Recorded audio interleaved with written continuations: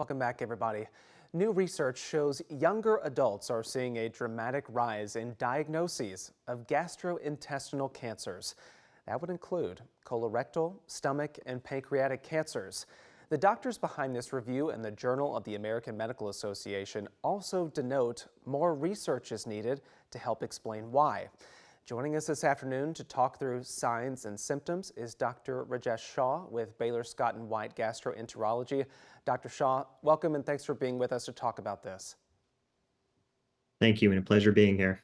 So in the last few years, the American Cancer Society did lower the recommended screening age for colon cancer specifically from 50 to 45. Does that perhaps explain why there are maybe more instances of this type of cancer getting diagnosed, or do you think it's something else?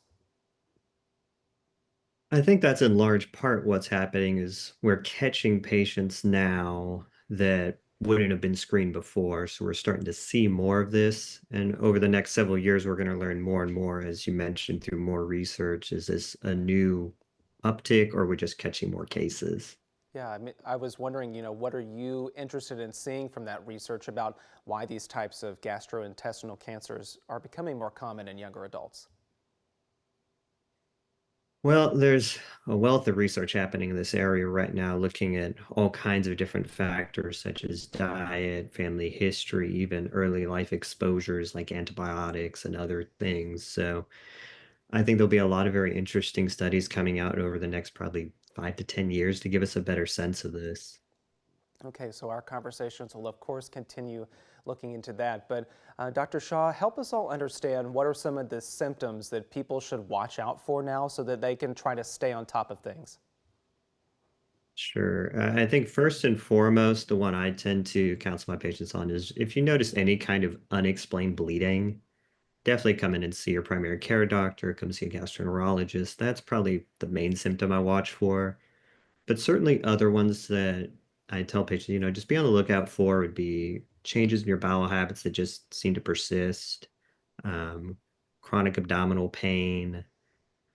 Definitely, if you start losing weight and you're not trying to, that's another reason to come in.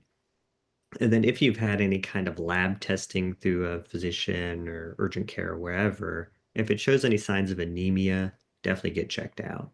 Okay, all good things to remember as well. So walk us through what someone should do in order to get one of those screenings. For sure. I mean, I think the first place is probably going, seeing your primary care physician, talking it over with them and seeing what's kind of the most appropriate route to go from there. And then they may say, let's get you over to a gastroenterologist, talk it over. And then if the gastroenterologist thinks this makes sense, they'll get you scheduled for a colonoscopy. And you touched on it as well throughout all of your answers, but just highlight again why early detection is so important. Right. So this is one of the cornerstones. If we can catch things early, we can improve outcomes from that. We think colon cancer will arise from colon polyps, and if we're able to remove those during a colonoscopy, we can completely prevent colon cancer, and that's what our goal really is.